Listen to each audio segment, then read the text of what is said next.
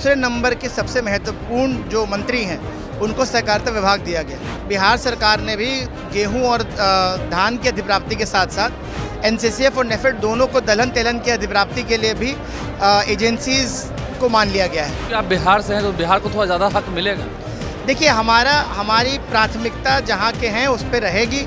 हम लोगों की जो मिली जुली सरकार है, इस सरकार ने पिछले 20 साल के अंदर बिहार में बहुत परिवर्तन लाया है। नमस्कार, मेरा नाम आलोक है, आप लाइव सीरीज देख रहे हैं। आज केंद्रीय गृह मंत्री सहकारिता मंत्री अमित शाह पटना में थे। हमारे साथ एनसीसीएफ के अध्यक्ष विशाल सिंह हैं, जो आंकड़े उन्होंने प्रस्तुत किए बोलते हुए। आपका एनसीसीएफ का काउंटर भी लगा हुआ, वहाँ भी उन्होंने विजिट किया है। आपको लगता है कि हाँ, सच में सहकारिता ने एक बड़ा स्कोप जगाया है? वो कहे थे कि आज़ादी के बाद 75 साल के बाद ही सहकारिता मंत्रालय बना, सहकारिता विभाग बना। देखिए पहले क्या था, एक सहकारिता डिपार्टमेंट के लिए एक जॉइंट सेक्रेटरी अधिकृत रहते थे कृषि मंत्रालय के अंडर, और वही जॉइंट सेक्रेटरी को सारा सहकारिता विभाग को देखना होता था। आज अगर आप ये देखिए, मोदी जी के सरकार में एक नया डिपार्टमेंट बना और ये जो सरकार में दूसरे नंबर के सबसे महत्वपूर्ण जो मंत्री हैं उनको सहकारिता विभाग दिया गया।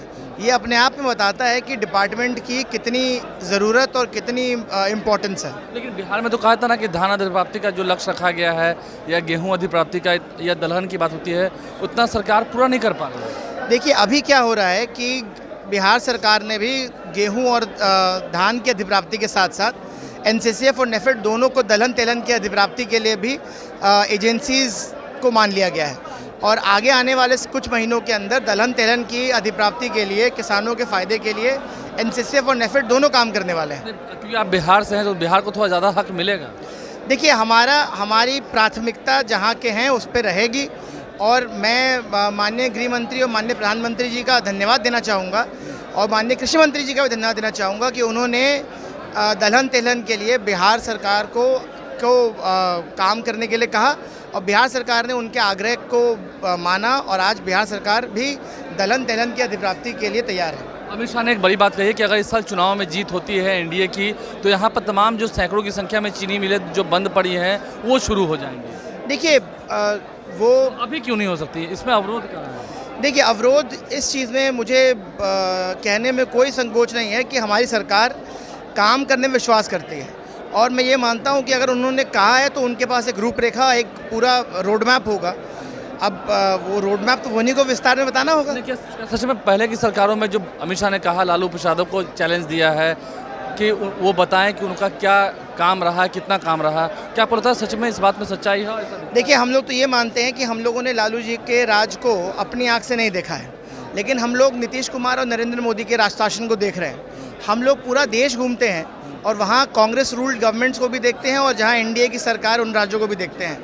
ज़मीन आसमान का फ़र्क है आलोक जी, जहाँ डबल इंजन की सरकार है और माननीय मुख्यमंत्री जी के मार्गदर्शन के अंदर, और हमारी जो सरकार है एनडीए की, और भारतीय जनता पार्टी एक सहयोगी दल है उसके अंदर, हम लोगों की जो मिली जुली सरकार है, इस सरकार ने पिछले 20 साल के अंदर बिहार में बहुत परिवर्तन लाया है। नहीं, आप कह रहे हैं कि परिवर्तन लाया है, विपक्ष के लोग तो कहते हैं बिहार में कि नीतीश कुमार अचेत हो गए हैं, अस्वस्थ हैं, कुछ नहीं चल रहा उनसे। आज नीतीश कुमार जी मंच पर थे, उन्होंने कितना अच्छा संबोधन दिया और कितनी अच्छी उनकी उन्होंने जो अपना रोड मैप रखा, और बिहार में 20 साल के अंदर जो परिवर्तन हो उसकी बात उन्होंने कही है, तो वो अपने आप में बहुत बड़ा एक डिसाइडिंग फैक्टर है। आपको लगता है फिट है अभी बिहार के नीतीश कुमार? देखिए नीतीश कुमार की एज है, लेकिन उस उम्र में तो बहुत सारे लोग हैं, और मैं ये मानता हूँ कि जितना सक्षम नीतीश कुमार जी हैं बिहार को चलाने में, उतना आज के दिन पे उनके समकक्ष कोई नहीं है। इस साल क्या लगता है आपको एनडीए की जीत होनी है?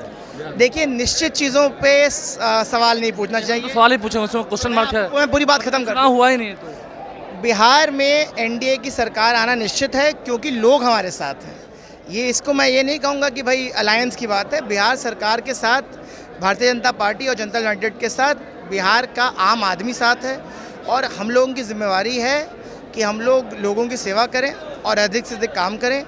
एनसीसीएफ और नेफेड के माध्यम से हम लोग किसान की सेवा करने का प्रयास करेंगे, और दलहन तेलहन की खरीदी के लिए जो भारत सरकार और बिहार सरकार ने हमें लक्ष्य दिया है उस लक्ष्य की पूर्ति करेंगे। देखिए, तो लोकतंत्र में जनता मालिक होती है और जनता ही इनके साथ है, दावा कर रहे हैं। एनसीसीएफ के अध्यक्ष हैं विशाल सिंह, अपने काउंटर का भी उन्होंने निरीक्षण किया है। अमित शाह भी वहाँ पहुँचे थे, और इस साल चुनाव से पहले ये जो बड़ी बात है, अमित शाह आए थे, उसके बाद पटना के बापू सभागार में क्या माहौल दिख रहा है, क्या तस्वीर निकल के आ रही है, वो आप तक पहुंचा रहे हैं। हमारे चैनल को सब्सक्राइब कर लें, साथ साथ फेसबुक पेज भी लाइक करें। बहुत धन्यवाद।